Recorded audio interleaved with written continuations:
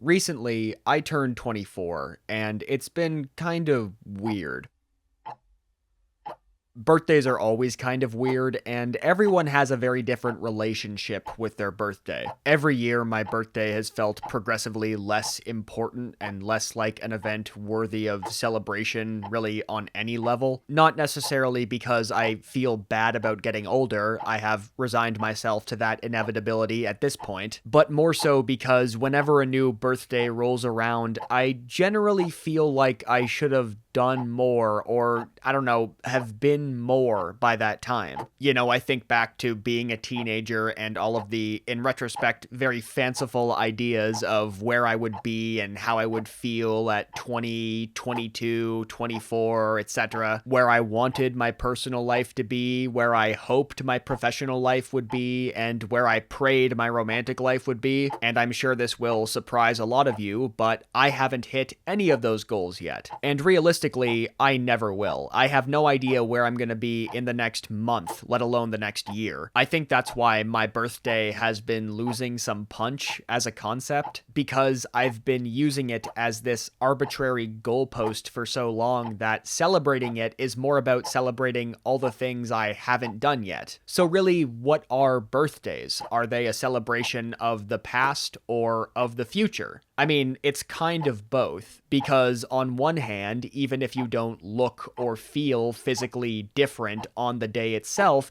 you can still use it as an opportunity to make yourself different. And on the other hand, when you look back at your last birthday, you actually do look and feel different than you used to. You can recognize it. I mean, there's no real answer because everyone approaches their birthday as a concept and in terms of actual celebrations very differently. It's a very personal thing because the day is ostensibly about you, but also the day itself doesn't really matter. It's random. Nobody was gestating in the womb thinking, yeah, August 26th, that's the one. It's just a day, another notch on the ongoing tally that just continues and continues until one day we expire. What a lovely way to look at life. A birthday, like any day of the week, only holds as much value as you ascribe to it. It can be defined by success or failure, the past or the future, reality or fantasy. If it's a good birthday, hold on to that feeling and let it propel you forward all year. And if your birthday kind of sucks,